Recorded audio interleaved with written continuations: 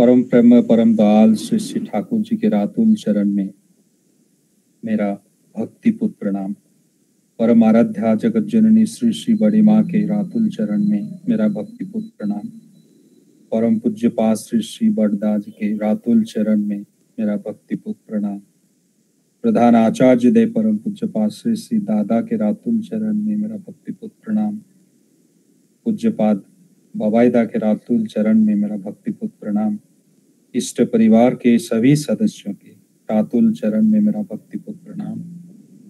आज के इस पवित्र सत्संग में उपस्थित सत्संग के परिचालक महोदय, इस पवित्र सत्संग में उपस्थित श्री श्री ठाकुर जी के पुत्र पांजाधारी कर्मी वृंद, मेरा आदरणीय भ्राताएं, ममतामयी भक्तिमती माताएं, सभी को मेरा जय गुरु। आज फिर एक बार मुझे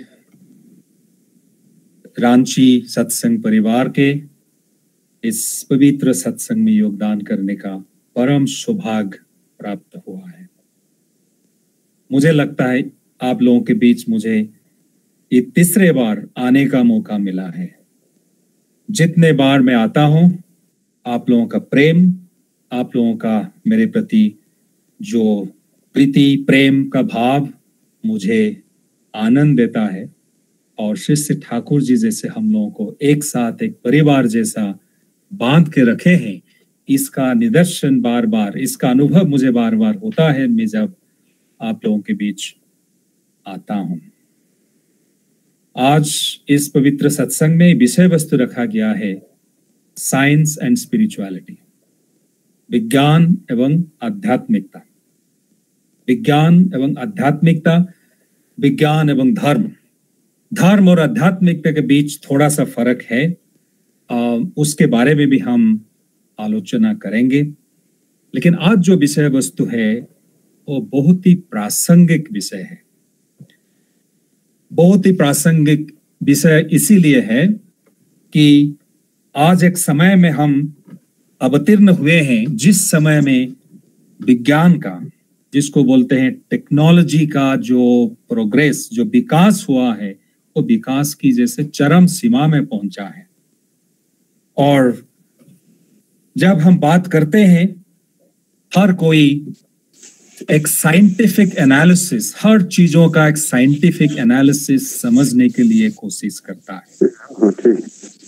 हर कोई सोचता है कि जो बात हम सुन रहे हैं इसका प्रमाण क्या है, इसका जुक्ति संगत प्रमाण क्या है, उसका रैशनैलिटी क्या है। वैज्ञानिक युग में हर कोई वही प्रश्न वही करता है। और इस संदर्भ में धर्म का क्या प्रासंगिकता है और आध्यात्मिकता का क्या प्रासंगिकता है, इन सब चीजों के बारे में हम लोग अभी आलोचना करेंगे। पहले थोड़ा हम लोग समझ लेते हैं जो विज्ञान जो चीज है वो है क्या। विज्ञान जो है वो हमारा जो मैटर को, उसको समझने के लिए कोशिश करता है। जो जड़ है, जो वस्तु है, जो प्रकृति है, जो नेचर है, उसको समझने के लिए विज्ञान कोशिश करता है। Science analyses the outer material world. ऐसे करता है through experiments, through instruments, through observation. पर्यवेक्षण के द्वारा, एक्सपेरिमेंट के द्वारा विज्ञान नेचर को, प्रकृति का ऑब्जर्वेशन करने के लिए कोशिश करता है। और फिर सवाल पूछता है कि नेचर क्यों, प्रकृति क्यों ऐसे व्यवहार करता है, why nature behaves the way it does। और विज्ञान अनुमान लगाता है नेचर का, जो प्रकृति का जो व्यवहार है उसके बारे में, ऐसा होने से ऐसा हो सकता है, वही अनुमान विज्ञान लगाता है। और अनुमान लगाने के बाद फिर इसको साइंटिफिक एक्सपेरिमेंट के द्वारा फिर उसको समझने के लिए कोशिश करता है, उसको प्रमाण करने के लिए कोशिश करता है। वही है साइंस। स्पिरिचुअलिटी क्या है? विज्ञान तो प्रकृति को समझने के लिए कोशिश करता है और बहुत सारे अपना एक्सपेरिमेंट को लेके, जो लैबोरेटरी में जो एक्सपेरिमेंट्स होते हैं, जो बहुत सारे इंस्ट्रूमेंट्स होते हैं, उसको लेके वैज्ञानिक लोग प्रकृति को, मैटर को, एनर्जी को समझने के लिए कोशिश करते हैं। स्पिरिचुअलिटी क्या करता है? जिससे ठाकुर अनुकूल चंद्र जी ने कहा, जो भाव और कर्म मनुष्य को कारणमुखी करता है वो है आध्यात्मिकता। जो भाव और कर्म मनुष्य को कारणमुखी कर देती है वो है आध्यात्मिकता। तो अगर हम थोड़ा उसके बारे में सोचें, हमें लगेगा दोनों ही कारण के पीछे लगे रहते हैं। विज्ञान भी समझने के लिए कोशिश करता है कि प्रकृति में जो हो रहा है क्यों हो रहा है। जय गुरु दादा। जय गुरु। जय गुरु। हाँ, सुनाई दे रहा है? जय गुरु दादा। हाँ हाँ हाँ, आवाज आ रही। अच्छा, तो विज्ञान कोशिश करता है समझने, आवाज आ रही। विज्ञान कोशिश करता है समझने के लिए क्यों हो रहा है, कैसे हो रहा है। आध्यात्मिकता भी वही कर रहा है। तो फर्क क्या है, डिफरेंस क्या है विज्ञान और आध्यात्मिकता में? अगर विज्ञान और आध्यात्मिकता दोनों कारण के पीछे कारण को ढूंढने के लिए कोशिश करते हैं, तो हमें विज्ञान और स्पिरिचुअलिटी, साइंस और स्पिरिचुअलिटी दोनों क्यों चाहिए? एक में तो काम हो जाएगा। अगर विज्ञान है फिर और स्पिरिचुअलिटी का जरूरत क्या है? विज्ञान भी कारण ढूंढता है, आध्यात्मिकता भी कारण ढूंढता है, तो फिर दोनों का जरूरत क्या है? विज्ञान में एक छोटा सा प्रॉब्लम है। जो प्रॉब्लम है, जो विज्ञान का जो थोड़ा सा जो कमियां है, वो है विज्ञान के अंदर, वैज्ञानिकों के अंदर दो तरह का डाउट्स होते हैं, संदेह होते हैं, जिसको बोलते हैं कॉग्निटिव डाउट्स, और दूसरा जो डाउट है, जो संदेह है, उसको बोलते हैं एग्जिस्टेंशियल डाउट्स। कॉग्निटिव डाउट जो है, इसका अर्थ वही है कि विज्ञान जो कुछ प्रूफ करता है, जो प्रमाण देता है, वो तब तक के लिए वो बात सही है जब तक कोई दूसरा वैज्ञानिक उस थ्योरी को, वही आइडिया को, वही कंसेप्ट को गलत प्रमाण नहीं कर देते हैं। तो जैसे हम लोगों को पहले वैज्ञानिक लोग ने कहा था कि वो जो पृथ्वी है वो इस सौरमंडल का केंद्र में है, उसके चारों तरफ सूरज घूमता है, जितने सारे ग्रह नक्षत्र हैं सब कुछ पृथ्वी के चारों तरफ घूमते रहते हैं। लेकिन फिर बाद में वैज्ञानिकों को, साइंटिस्ट लोगों को पता चला कि वो बात सही नहीं है। हमें पता चला जो सौरमंडल है उसका सेंटर तो है सूरज, और उसके चारों तरफ जितने प्लैनेट्स हैं वो उन अपना अपना कक्ष में घूमते रहते हैं। तो जब तक एक सिद्धांत गलत प्रमाण नहीं होता है तब तक वही सिद्धांत सही है। उसके जब वो गलत प्रमाण हो जाता है तब वो सिद्धांत गलत हो जाता है। तो विज्ञान कभी विथ कंक्लूसिवनेस कभी नहीं कहता है कि जो मैं बताया हूं वो ही फाइनल ट्रूथ है, वो ही अंतिम सत्य है। विज्ञान वो कभी बता नहीं सकता है। जैसे हमें पता था कि जो पृथ्वी है वो फ्लैट है, वो राउंड नहीं है, लेकिन बाद में फिर वैज्ञानिकों ने उसको प्रमाण किया कि जो पृथ्वी है वो राउंड है, वो गोलाकार है। तो विज्ञान अपने आप में असंपूर्ण है। अपने जो सिद्धांत विज्ञान हमें देता है उसमें वो असंपूर्ण है। इसीलिए असंपूर्ण है क्योंकि हम लोगों ने इस विश्व ब्रह्मांड का सृष्टि नहीं किया है। We are not the creators of the universe, और कोई बनाया है। और हम इस धरती को, इस प्रकृति को, इस विश्व ब्रह्मांड को सृष्टि नहीं किए हैं, तो हम ऑथेंटिसिटी के साथ कंप्लीट ट्रूथ किसी को बोल नहीं सकते हैं। सो साइंस इज इनकम्प्लीट, असंपूर्ण है। और जो दूसरा तरह का संदेह है विज्ञान का, वो है एग्जिस्टेंशियल डाउट। विज्ञान बहुत सारे चीजों का कारण तो निकाल देता है, कारण तक तो पहुंच जाता है, लेकिन विज्ञान को तो मालूम है कि कहां से कैसे यूनिवर्स का सृष्टि हुआ। बिग बैंग थ्योरी तो विज्ञान ही हमें बताया है, लेकिन सृष्टि क्यों हुआ? वो जो एग्जिस्टेंशियल क्वेश्चन, एग्जिस्टेंस हम लोगों का क्यों, हम लोगों को एग्जिस्टेंस क्यों मिला है, इस सब का सृष्टि क्यों हुआ, किस कारण के लिए हुआ, इसका उत्तर विज्ञान के पास नहीं है। सो वो दो चीजों का जो डाउट्स हम लोग कहते हैं, एक कॉग्निटिव डाउट, दूसरा है एग्जिस्टेंशियल डाउट, वो दोनों विज्ञान के पास है। आप एक जो अभी चित्र देख रहे हैं, उसमें एक केटल में पानी भरा हुआ है और उसको गैस में कोई व्यक्ति उसको बॉयल कर रहे हैं पानी को। अगर कोई पूछता है कि पानी केटल में क्यों बॉयल हो रहा है, पानी क्यों बॉयल हो रहा है, why is the water boiling in the kettle, अगर उसका हम वैज्ञानिक सिद्धांत ढूंढेंगे तो वैज्ञानिक जो सिद्धांत होगा, पानी इसीलिए बॉयल हो रहा है क्योंकि पानी में जो मॉलिक्यूल्स हैं वो अपने आप से दूर जा रहे हैं, इसीलिए द वाटर इज बॉइलिंग। वो तो एक साइंटिफिक सिद्धांत हुआ, लेकिन उसके पीछे जो असली कारण है, क्यों एक व्यक्ति पानी बॉयल कर रहा है, उसका कारण शायद है वो व्यक्ति चाय पीना चाहते हैं। दादा क्षमा करेंगे दादा। हाँ जी, आवाज कुछ कम आ रहा है। अच्छा, साउंड कुछ कम आ रहा। अभी बेटर है दादा? हाँ कुछ बेटर है दादा, ठीक है। अच्छा, मैं एक लैपटॉप यूज कर रहा हूँ, लैपटॉप का पास मैं थोड़ा आ गया हूँ, मेरा ईयरफोन का थोड़ा प्रॉब्लम हो रहा है, इसीलिए मैंने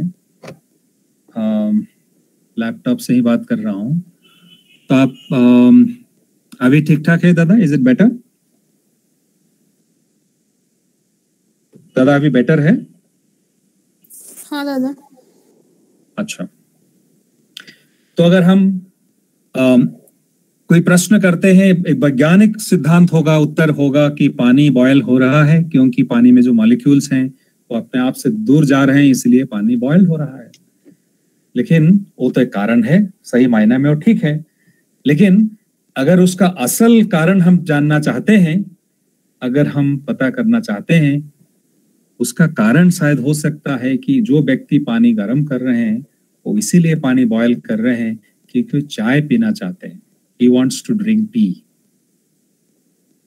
तो जो असल कारण है, जो molecules are going away from each other, जो साइंटिफिक सिद्धांत है, उसके पीछे जो और असली जो कारण है, वो कारण एक व्यक्ति चाय पीना चाहते हैं, उसका एक्सेस विज्ञान को नहीं है।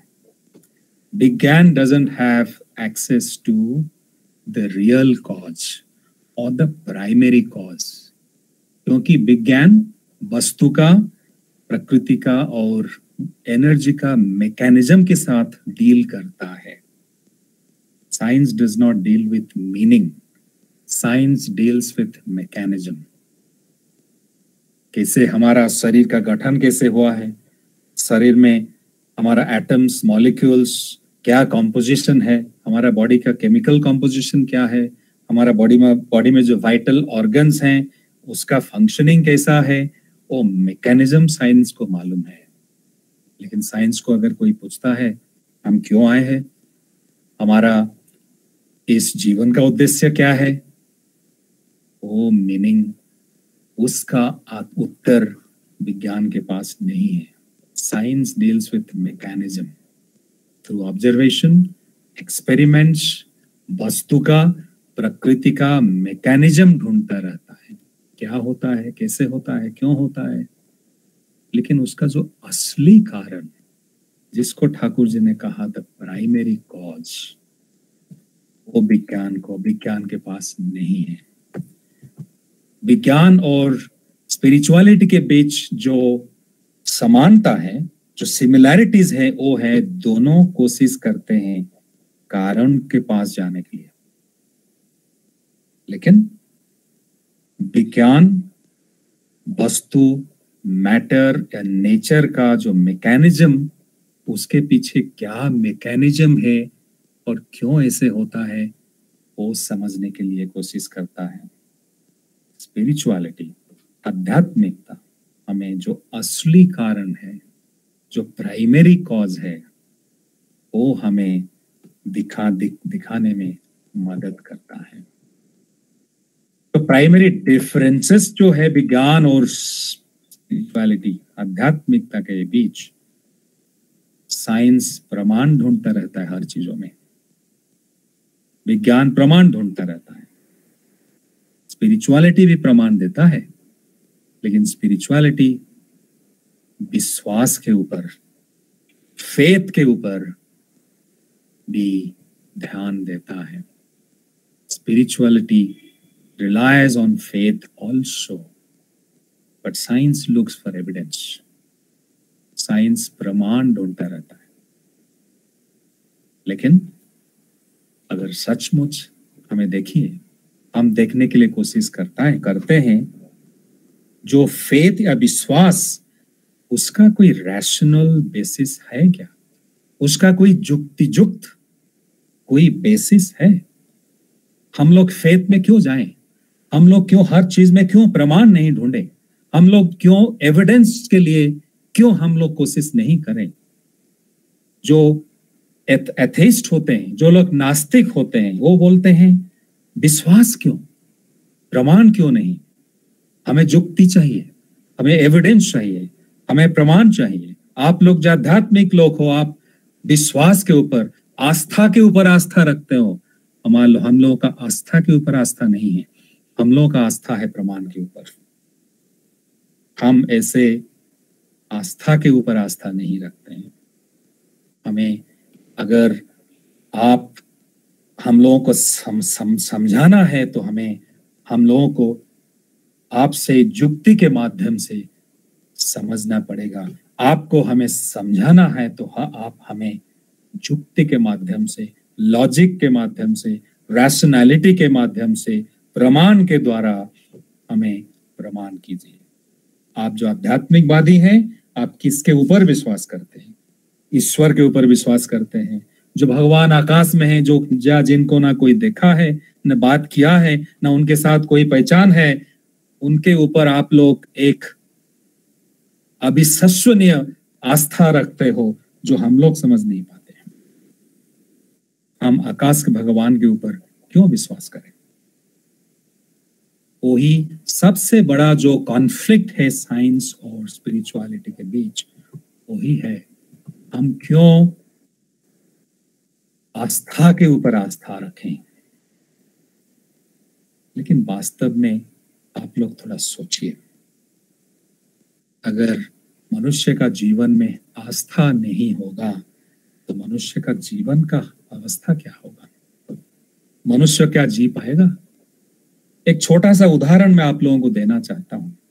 एक बच्चा जब स्कूल जाता है, जब स्कूल में दाखिला होता है, नर्सरी में उसका एडमिशन होता है, टीचर क्लास में आके बताते हैं, पढ़ाते हैं ABCDEF, और बच्चों को बोलते हैं रिपीट करो। मैं बोल रहा हूँ A, मेरे साथ आप बोलो A, मैं बोल रहा हूँ B, मेरे साथ बोलो B, और मैं 10 बार तुम्हें बोलने के लिए बोल रहा हूँ, 10 बार तुम्हें बोलो। फिर टीचर बोलते हैं तुम उसको 20 बार लिखो। बच्चा लिखता है। बच्चा को मालूम नहीं क्यों रिपीट कर रहा है, क्यों ABCD लिख रहा है। उसको थोड़ी मालूम होता है? नहीं, मालूम नहीं होता है।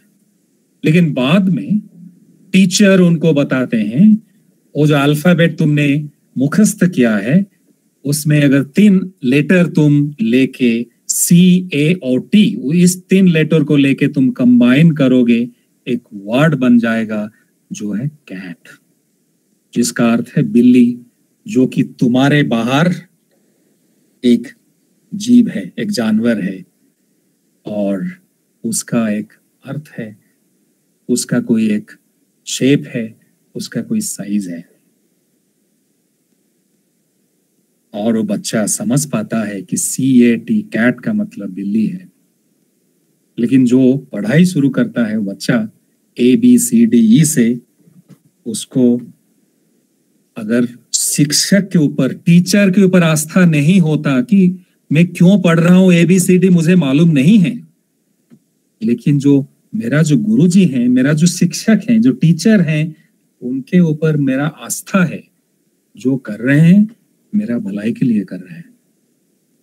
अगर भाइयों माओ आप लोग थोड़ी देर के लिए अगर मान लेते हैं कि एक बच्चा के अंदर शिक्षक के प्रति वो आस्था नहीं रहेगा, तो उसका विद्या शिक्षा क्या कभी शुरू हो पाएगा? अगर एक बच्चा का अपने माता पिता के प्रति, जो घर में ही शिक्षा दान करते हैं, और शिक्षक के प्रति आस्था से शिक्षा का शुरुआत नहीं होगा, विश्वास से अगर शुरुआत नहीं होगा, जिंदगी भर वो बंदा अशिक्षित, इलिटरेट होके रह जाएगा। तो एजुकेशन का जो सफर शुरू होता है वो आस्था से, पढ़ाई का जो शुरुआत होता है वो आस्था से, हम लोगों का जीवन का जो शुरुआत होता है वो होता है आस्था से। जो बच्चा जन्म होता है उसका आस्था रहता है उसके माँ के प्रति, वो जानने से पहले कौन है, मुझे गोदी में लेके क्यों बैठी है, लेकिन माँ के प्रति संतान का आस्था, उससे ही शुरुआत होता है। तो अगर जीवन में आस्था नहीं रहेगा, फेथ नहीं रहेगा, विश्वास नहीं रहेगा, तो जीवन में हम लोग क्या आगे जा पाएंगे? वो नामुमकिन है। वैज्ञानिक लोग जो बोलते हैं आस्था में हमें विश्वास नहीं है, हमें चाहिए प्रमाण, वो लोग अपना जो विज्ञान का जो शिक्षा वो भी आस्था से करते हैं। साइंटिस्ट, वैज्ञानिक लोगों का एक विश्वास का जो बेसिस है उसको हम कहते हैं द फेथ ऑफ यूनिफॉर्मिटी। हम जितने बार वही एक्सपेरिमेंट करेंगे वही हमें वही रिजल्ट मिलेगा। कोई एक वैज्ञानिक भी वही आस्था रखता है, लेकिन कोई अगर हवाई जहाज में टिकट कटवा के कहाँ सफर करता है, उसका कोई गारंटी है कि हवाई जहाज का एक्सीडेंट नहीं होगा। लेकिन वही आस्था है कि जितने बार हम इस हवाई जहाज में एक वैज्ञानिक पद्धति से जिस एक जहाज का उद्भावन हुआ है, जितने बार हम उसमें सफर करेंगे हम सही ढंग से निरापद से सफर कर पाएंगे। वो वैज्ञानिक लोग भी वही आस्था स्थापन करते हैं, उसको बोलते हैं द फेथ ऑफ यूनिफॉर्मिटी। जब कोई मेडिसिन लेता है, जो डॉक्टर मेडिसिन लिख देता है प्रेस्क्रिप्शन में, इसको वही आस्था रहता है कि यस मेडिसिन हर व्यक्ति के लिए काम करेगा। वो नहीं सोचता है कि एक बंदा के लिए करेगा, दूसरा के लिए नहीं करेगा, तीसरा के लिए आधा करेगा। ऐसा जो इनकम्प्लीट फेथ और आस्था एक डॉक्टर के अंदर नहीं होता है। इसके अंदर वही आस्था होता है कि जब हम प्रेस्क्रिप्शन लिखते हैं, वो जो पेशेंट है, जो बीमार व्यक्ति है, उसका रोग का निराकरण हो पाएगा। वो जो वैज्ञानिक हैं, जो डॉक्टर हैं, जो साइंटिस्ट हैं, वो भी आस्था रखते हैं। श्री ठाकुर जी ने कहा हम लोगों को जीवन में कोई आस्था चाहिए, लेकिन श्री ठाकुर जी बहुत ही प्रैक्टिकल थे। वो हमें कोई आकाश की भगवान में आस्था रखने के लिए नहीं कहे। श्री ठाकुर जी का जो स्पिरिचुअलिटी का जो बेसिस था, वो बेसिस था रैशनैलिटी के ऊपर, युक्ति के ऊपर।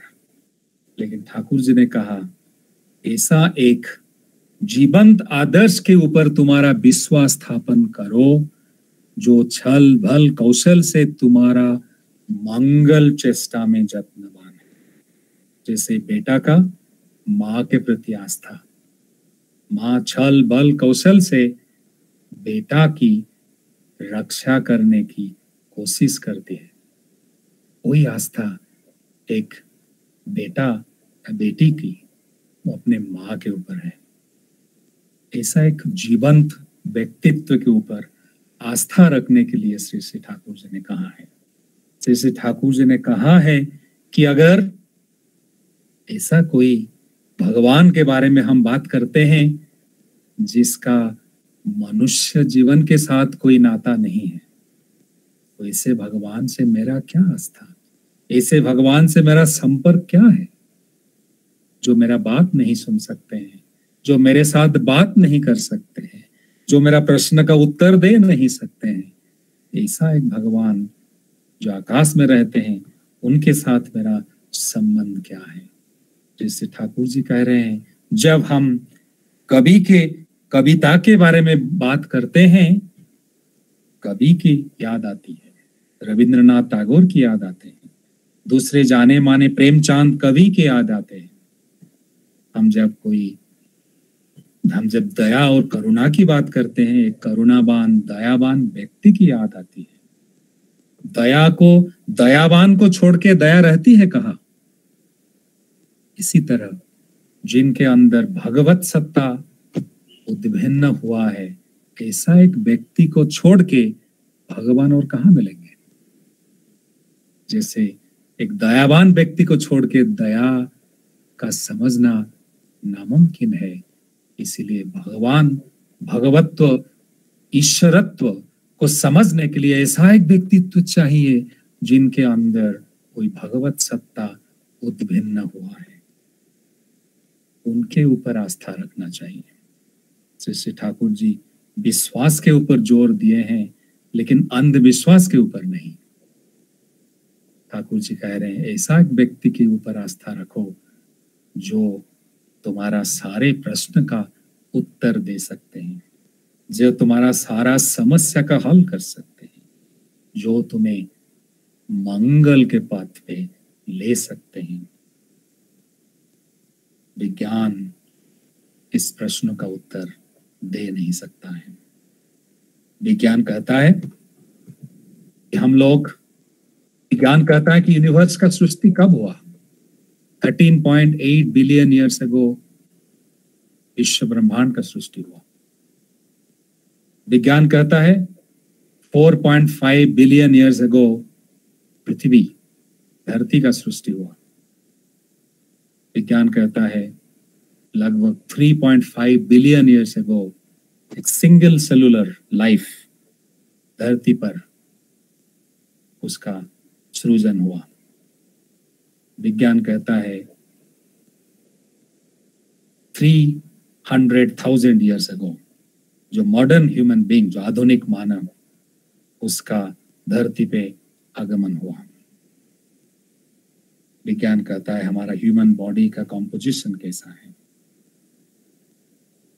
विज्ञान नहीं कह पाता है कि 13.8 ईयर्स अगो जब पृथ्वी का विश्व ब्रह्मांड का सृष्टि हुआ, इसका सृष्टि क्यों हुआ? Why was something created? इस धरती पे 3.5 बिलियन ईयर्स अगो जब जीवन का सृष्टि हुआ, एक सिंगल सेलुलर माइक्रो ऑर्गेनिज्म, वो जीवन क्यों आया धरती पर?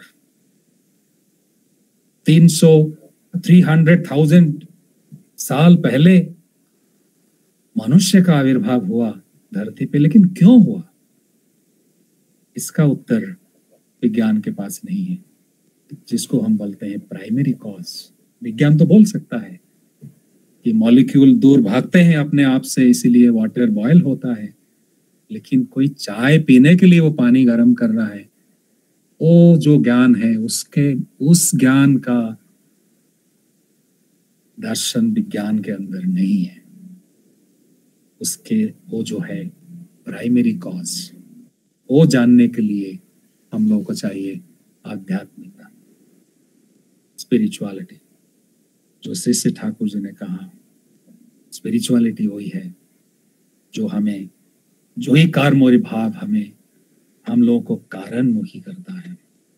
सिर्फ कारणमुखी नहीं करता है, कारण का परिणाम हमें बताता है और कारण का निराकरण भी बताता है। सिर्फ इस दुनिया का, विश्व ब्रह्मांड का सृष्टि क्यों हुआ वो नहीं बताता है। इस सृष्टि कैसे हुआ और इस सृष्टि का सृष्टा कौन है और इस सृष्टा जो कारण पुरुष है उनके पास हम कैसे पहुंच सकते हैं, वो हमें बताता है।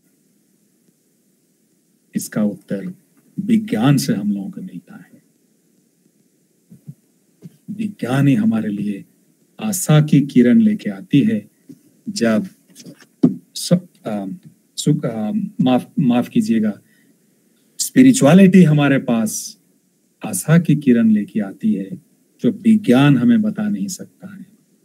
आध्यात्मिकता हमारे पास वही आशा की किरण लेके आती है। तो भ्राताएं और माताएं, जिस वही कारण के पीछे जब हम जाते हैं, श्री श्री ठाकुर जी कहते हैं वो जो सतनाम जो है, जो ध्वनात्मक नाम इस युग में हम लोग पाए हैं, वही सतनाम है कारण स्वरूप, जो कारण पुरुष है, जो कारण की जो परम कारण है, उनका स्पंदनात्मक प्रतिछवि ही है वो सतनाम। ठाकुर जी कह रहे हैं आप, मैं, दुनिया में जो कुछ आप लोग देख रहे हो वो इस नाम का विवर्तित रूप है। कारण रूपी जो है वो सूक्ष्म और स्थूल में खुद पर्यवेसित हुए हैं। सूक्ष्म और स्थूल में खुद अपने आप को पर्यवेसित किए हैं, परिव्याप्त किए हैं। सृजन धारा की कथा जब हम बोलते हैं, पुरुष और प्रकृति की कथा आती है। विज्ञान कहता है पॉजिटिव और नेगेटिव। श्री ठाकुर जी कह रहे हैं पुरुष और प्रकृति। इस पुरुष और प्रकृति के दोनों के बीच रहता है आकर्षण विकर्षण, आकुंचन प्रसारण। और इस आकुंचन प्रसारण आकर्षण विकर्षण के बीच सृष्टि होता है स्पंदन, वाइब्रेशन।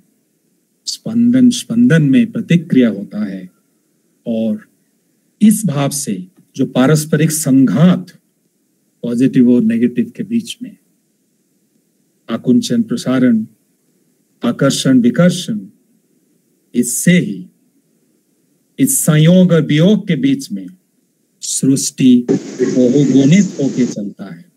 एक छंदायित ताल में सृष्टि बहुगुणित होके निरंतर चलता रहता है और एक एक छंद का एक एक किस्म, एक एक रकम होता है और हर छंद विशिष्ट होता है, अलग होता है और इस विशिष्टता को बोलते हैं वैशिष्ट।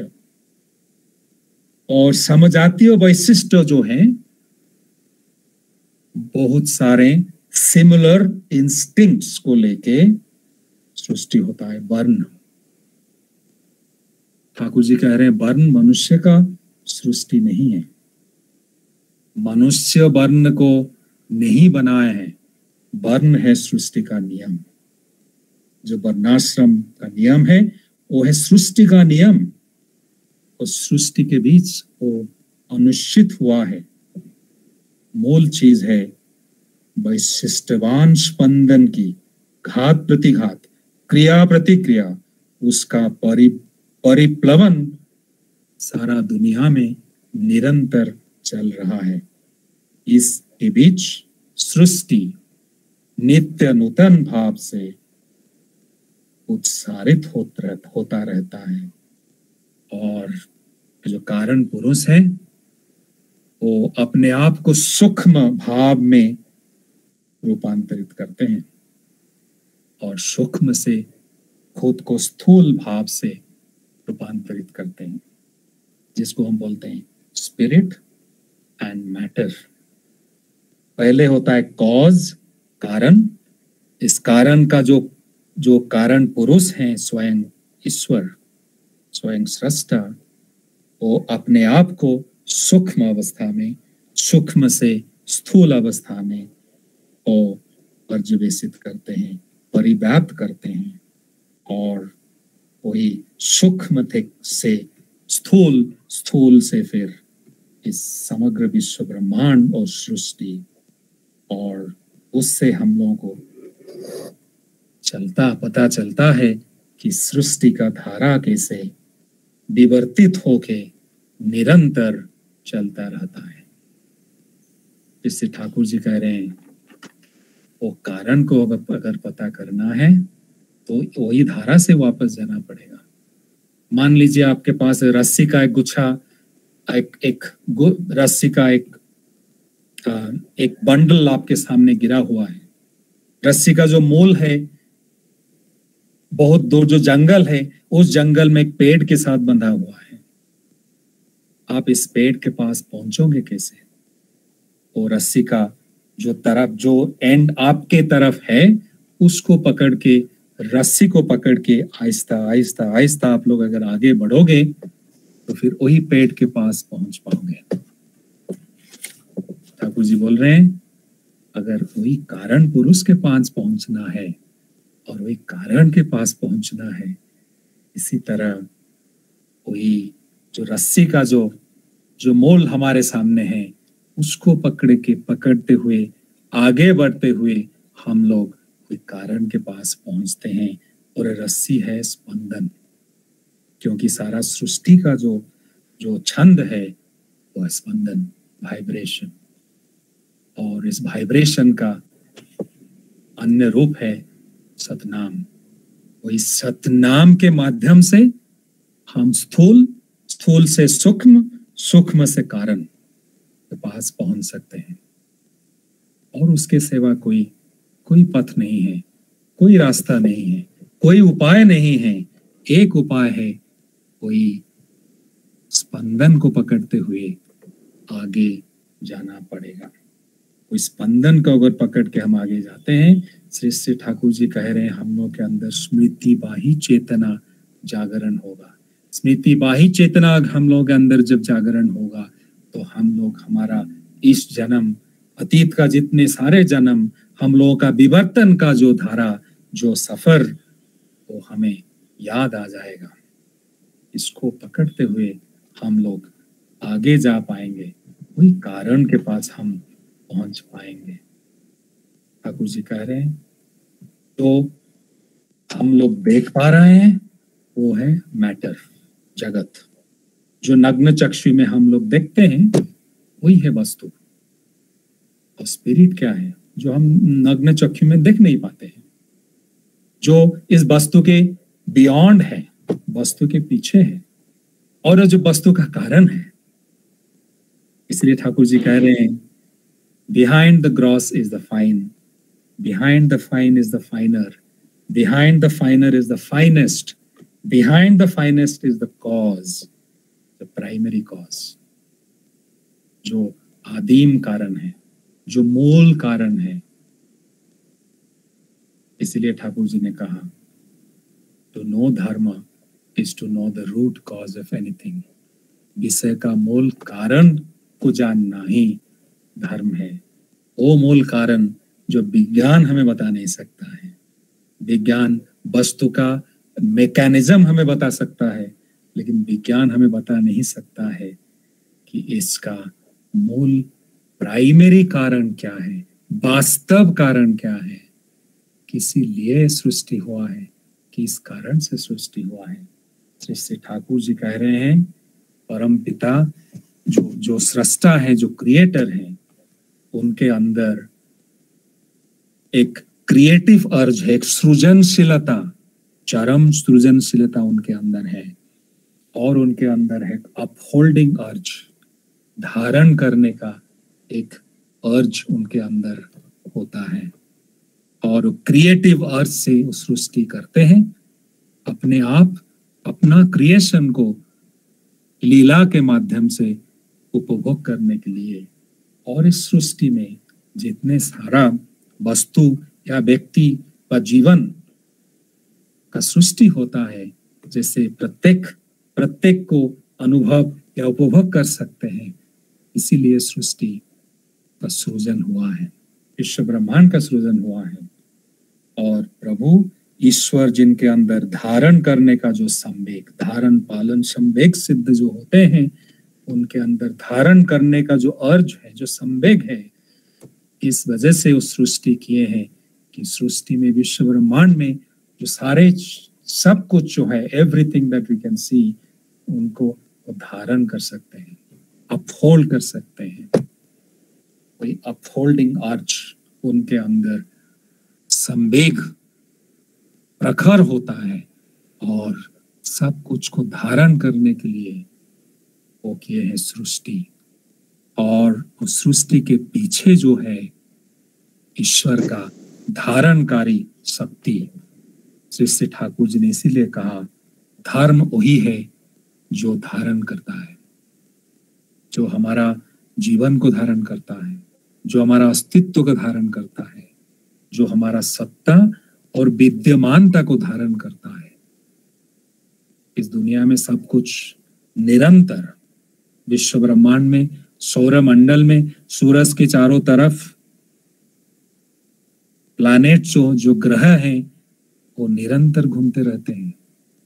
इस विश्व ब्रह्मांड में जो गैलेक्सीज हैं, जो स्टार्स हैं, विश्व ब्रह्मांड में जो कुछ हो रहा है, इस विश्व ब्रह्मांड को धारण कर रहा है वही धारणकारी संवेग, अपहोल्डिंग अर्ज।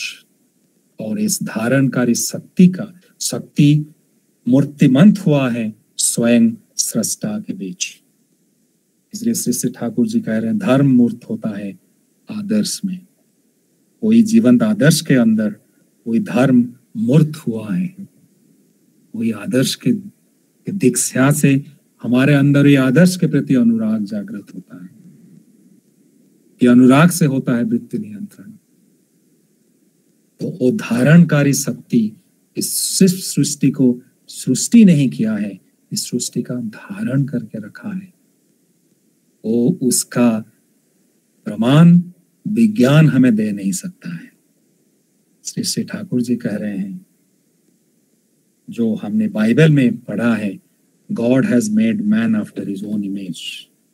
ईश्वर ने मनुष्य को जो अपना इमेज के हिसाब से को बनाया है। और व्यक्ति के अंदर वही ऐश्वरिक शक्ति सुप्त अवस्था में है। इस ऐश्वरिक शक्ति को जागृत करना है। श्री ठाकुर जी वही बात कर रहे हैं, हमारे अंदर जो ठाकुरत्व है उसको जागृत करना पड़ेगा। वो ठाकुरत्व अगर हमारे अंदर जागृत नहीं होगा तो हमारा ना कोई केंद्र है, हमारा ना कोई कुछ है। जीवन जैसा बिखरा हुआ ध्वस्त विध्वस्त हो जाएगा। अगर इस जीवन का उद्देश्य हम लोग समझना चाहते हैं, वही श्री ठाकुर जी ने कहा है, अर्थमान यश इत्यादि पाने के लिए मुझे ठाकुर से जाके भक्त मत बनो। तुम्हारे अंदर जब तक वही ठाकुरत्व जागृत नहीं हुआ है, मास्टरी जब तक जागृत नहीं हुआ है, तब तक तुम्हारा कुछ भी नहीं हुआ है। अगर जीवन का उद्देश्य हम लोग समझना चाहते हैं, वही है जीवन का उद्देश्य, to awaken the mastery within। हमारे अंदर वो जो ईश्वरत्व, जो ठाकुरत्व जागृत करना है। हमारे अंदर वही मैस्ट्री, वही दक्षता, योग्यता, चारित्रिक विशेषता, डिस्टिंक्टिवनेस हमारे अंदर जागृत करना है।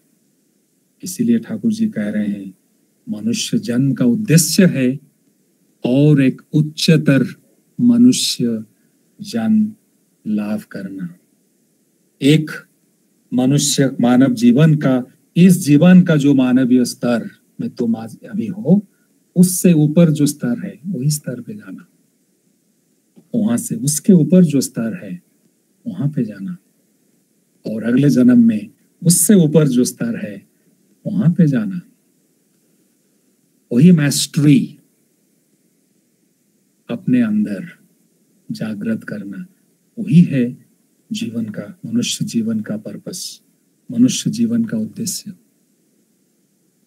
और अगर हम ऐसे आगे विवर्तन के पथ पे बढ़ नहीं पाते हैं तो इस विवर्तन के पथ, हमारा विवर्तन रुक जाता है। ठाकुर तो बोले हैं एक मनुष्य का एक स्तर से, मनुष्य जीवन का एक स्तर से दूसरे स्तर पे जाना, लेकिन अगर हम पीछे चले जाते हैं, अगर मनुष्य जन्म से अगर निम्न जन्म, नीच जन्म हम लोगों को अगले जन्म में मिलता है तो विवर्तन रुक जाता है।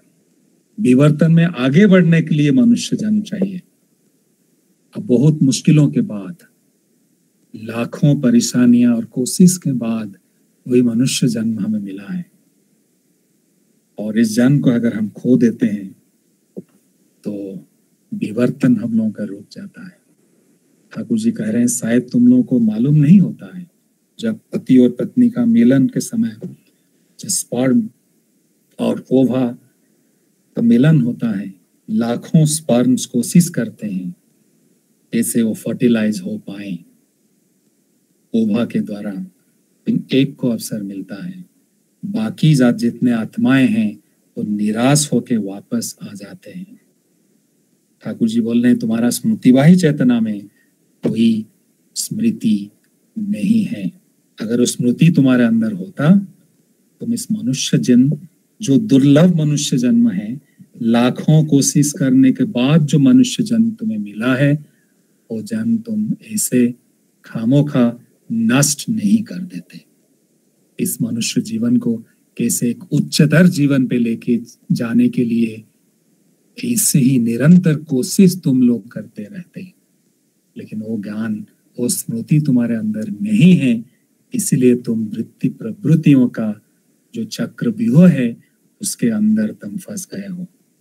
और इस वृत्ति प्रवृत्ति का चक्रव्यूह में तुम अगर फंसते रहोगे तो फिर दोबारा मनुष्य जन्म मिलना मुश्किल हो जाएगा, क्योंकि जिस वृत्ति प्रवृत्ति तुम्हारा लिए प्यार होके रहेंगे, जब इस जन्म तुम्हारा मृत्यु होगा वही प्रवृत्ति के अंदर तुम समाहित होके रहोगे, और इसी तरह जन्म तुम्हें मिलेगा। वो जन्म हो सकता है इस मनुष्य जन्म से भी नीचतर जन्म हो सके, उससे दुर्भाग्य वाली बात और जीवन में कुछ नहीं रहेगा। आचार्य देव श्री दादा कहते हैं असंभव संभावना निये ऐसे कोरली की। असंभव संभावना लेके तुम इस दुनिया में आए हो, लेकिन क्या किए हो? तुम क्या किए हो? इज अनलिमिटेड इन्फिनाइट पोटेंशियल, जिसको भगवान ने खुद कहते हैं God has made man after his own image, जिसके अंदर ऐश्वर्य की सत्ता स्वयं ईश्वर ने सृजन किए हैं। वही संभावना लेके इस दुनिया में आके तुमने क्या किया? इसीलिए हमें चाहिए इस जीवन का अगर उद्देश्य को सही मायना में हमें उसको प्राप्त करना है, तब हमें जीवन में चाहिए कोई जीवन आदर्श जिनके ऊपर हम रख सकें आस्था। और जब उनके ऊपर हम आस्था रखेंगे, जो हमारा संस्कृत श्लोक में कहा गया है, संगात संजायते श्रद्धा, श्रद्धा दृष्टि शुद्धता, जब वही पुरुषोत्तम जीवन आदर्श को जीवन में हम ग्रहण करके उनका संग हम करेंगे, उनके प्रति अनुराग संपन्न होंगे, उनका सेवा करेंगे, तब हमारा दृष्टि शुद्धता, clarity of vision, Shri Thakur ji ने कहा हम लोगों का जो सुप्रीम कॉन्शियसनेस, चेतना की जो चरम अवस्था, वही प्राप्ति करना ही ईश्वरत्व प्राप्ति करने का पथ है। और इस सुप्रीम कॉन्शियसनेस को पाने के लिए जीवन में वही जीवन आदर्श को पकड़ना होगा, जिनको पकड़ के क्लैरिटी ऑफ विजन, दृष्टि शुद्धता हम लोगों को प्राप्ति होगा। सारे चीज का कारण निराकरण हम समझ पाएंगे। खुद अपने जीवन को किस ढंग से हमें जीवन को नियंत्रित विनायत करना होगा, उसका समझ हम लोगों को मिलेगा और हम जीवन में आगे बढ़ पाएंगे। जॉर्ज बर्नार्ड शॉ ने कहा था, जो विशिष्ट दार्शनिक और साहित्यिक थे, Beware of the man whose God lives in the skies। वही आदमी से दूर रहो जो आकाश के भगवान के ऊपर आस्था रखता है। You need a living God, जिनके साथ तुम बात कर सकते हो, जिनके साथ तुम जिस जवाब सवाल कर सकते हो, जिनके साथ तुम तुम्हारा समस्या के बारे में आलाप कर सकते हो, जिनसे तुम सब कुछ मांग के ले सकते हो, जिनके प्रति अनुरक्त होके, जिनके प्रति सेवामुखर होके जीवन में चरम प्राप्ति, ज्ञान, बुद्धि, भक्ति सब कुछ तुम प्राप्त कर सकते हो और एक मानवीय स्तर से उच्चतर मानवीय स्तर का जो विवर्तन का जो सफर है उसमें निरंतर आगे बढ़ सकते हो। और शिष्य ठाकुर जी ने ऐसा एक अनोखा परंपरा हम लोगों के साथ रख के गए हैं जो है आचार्य परंपरा। शिष्य ठाकुर जी हमारे बीच अभी रक्त मांस शरीर में नहीं है, लेकिन हमारे बीच छोड़ के गए हैं ऐसे एक जीवंत आदर्श, एक लिविंग आइडियल, जिनके साथ हम बात कर सकते हैं, अपना सवाल पूछ सकते हैं, जिनको देख के हमारा जीवन को हम लोग सही ढंग से विनायत, नियंत्रित, केंद्रायित कर सकते हैं। वही जो मास्टरी हमारे अंदर जागृत करना है, जो ठाकुरत्व जागृत करना है, एक मानवीय स्तर से दूसरे मानवीय स्तर में सफर, लगातार निरंतर इस सफर में लगे रह सकते हैं। तो आचार्य देव श्री दादा की प्रेरणा, उनका हमारे लिए जो इंस्पिरेशन, उस वजह से संभव हो पाएगा अगर उनके प्रति हम अनुरक्त होके, उनका सेवा करके, उनका बातों का पूर्ति करके हमारा जीवन को अगर हम सौंदर्य में बना सकते हैं, हमारे अंदर ठाकुरत्व जागृत करने का जो सफर, जो कोशिश, जो चेष्टा, वो हम निरंतर रख सकते हैं। सत्संग का जो समय है वो सीमित है। मुझे जो समय दिया गया था, मुझे लगभग उस समय हो चुका है। वो जो विषय वस्तु आज रखा गया है बहुत ही गंभीर, गहरा, प्रोफाउंड विषय है। उसके बारे में घंटों भर आलोचना किया जा सकता है। सत्संग का समय सीमित और इससे ज्यादा मैं आज नहीं बोलूंगा, लेकिन अंत में आप लोगों का मंगल कामना करते हुए आप लोग कैसे इस विवर्तन का अनंत सफर में निरंतर आगे बढ़ सकें, वही कामना श्री श्री ठाकुर जी के रातुल चरण में करते हुए मैं विदाई लेता हूँ। वंदे पुरुषोत्तमं। जय गुरु। जय गुरु, जय गुरु, जय गुरु, जय गुरु, जय गुरु। बहुत अच्छा। साउंड इको हो रहा है क्या दादा? हाँ, आवाज आ रही है? आवाज आ रही है? जय गुरु। हाँ, मुझे सुनाई दे रहा है। जय गुरु, जय गुरु, सुनाई दे रहा है। जय गुरु दादा। आपने दादा बहुत प्रति विज्ञान और धर्म पर प्रत्येक बिंदुओं पर आपने बारीकी से हम लोगों को बताया दादा, जो हम लोगों के लिए काफी प्रेरणापद रहा। और हमें विश्वास है कि सभी गुरु भाई और माताओं को सुनकर काफी लाभान्वित हुए होंगे। आपने बताया कि दादा कि विज्ञान और अध्यात्म में क्या अंतर है। तो विज्ञान, आप बताए विज्ञान जो भाव और कर्म को मनुष्य, जो भाव और कर्म मनुष्य को कर्ममुखी बना देता है, वही अधिकता है। और विज्ञान और अध्यात्म में दो कारण को ढूंढता है। आपने बताया था कि विज्ञान अपने आप में असंपूर्ण है, विज्ञान कारण को निकाल देता है। जैसे आपने दादा एक उदाहरण बताया कि केतली में पानी क्यों उबल रहा है, इसके बारे में आप विस्तार से बताया दादा। और विज्ञान चूंकि केवल प्रमाण और प्रूफ खोजता है, जबकि अध्यात्म ईश्वर में विश्वास करता है, इसी में वह आस्था रखता है।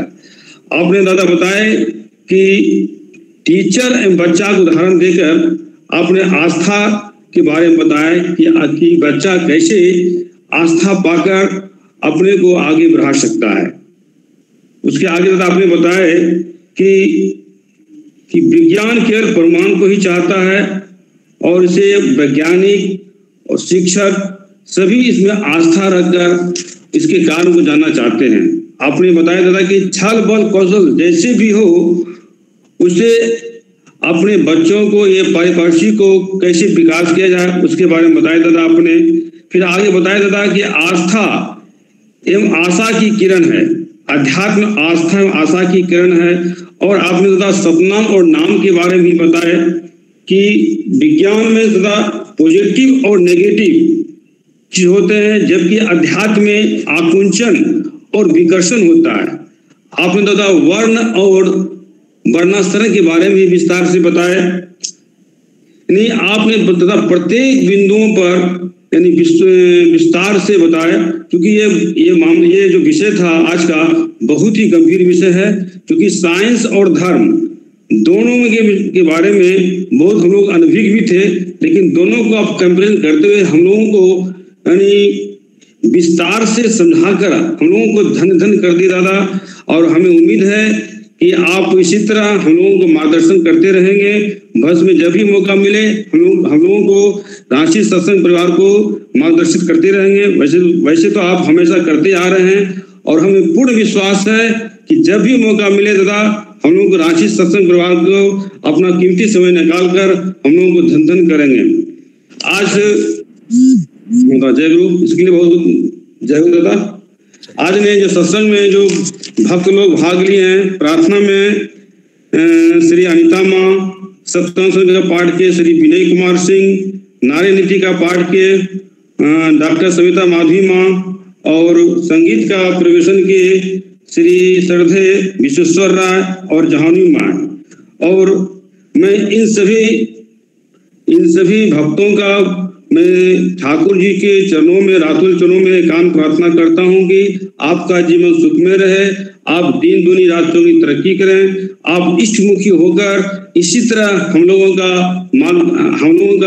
मार्गदर्शन करते हुए आगे बढ़ते रहें, क्योंकि बिना इष्टमुखी हुए हम लोग आगे बढ़ नहीं सकते हैं। इसलिए जो भी इस सत्संग में पार्टिसिपेट किए हैं और जो नहीं भी किए हैं, मैं परमपिता परमेश्वर से एकांत रातुल चरणों में प्रार्थना करता हूं कि सभी का जीवन मंगल रहे, सुख में रहे, सभी अपने जीवन को लेकर, सुखी जीवन को लेकर आगे बढ़े, यही कामना है।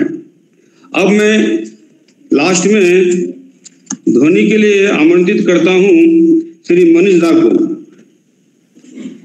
जय गुरु दादा, आप ध्वनि देकर। सभी से अनुरोध रहेगा कि ध्वनि के समय सभी अपना माइक म्यूट ही रखेंगे और मेरे यहीं से सभी जो ध्वनि के पीछे पीछे बोलेंगे। वंदे पुरुषोत्तमम, वंदे पुरुषोत्तमम, वंदे पुरुषोत्तमम, वंदे पुरुषोत्तमम, वंदे पुरुषोत्तमम। परम प्रेममय श्री ठाकुर अनुकूल चंद्र जी की जय। परम प्रेममय श्री ठाकुर अनुकूल चंद्र जी की जय। परम प्रेममय श्री ठाकुर अनुकूल चंद्र जी की जय। परम आराध्या जगत जननी श्री बौड़ माँ की जय। परम आराध्या जगत जननी श्री बौड़ माँ की जय। परम आराध्या जगत जननी श्री बौड़ माँ की जय। परम पूज्य पाद श्री बौड़दा की जय। परम पूज्य पाद श्री बौड़दा की जय। परम पूज्य पाद श्री बौड़दा की जय। परम पूज्य पाद आचार्य देव श्री दादा की जय। परम पूज्य पाद आचार्य देव श्री दादा की जय। सतसंग की सतसंग की वंदे पुरुषोत्तमम, वंदे पुरुषोत्तमम, वंदे मातृवर्गम, वंदे देवतम, वंदे पुरुषोत्तमम, वंदे पुरुषोत्तम। श्री ठाकुर अनुकूल चंद्र जी की जय। जय गुरु दादा। सभी माँ दादा को जय गुरु। सभी को जय गुरु। यहीं पर सत्संग विश्राम की घोषणा की जाती है। सभी को जय गुरु।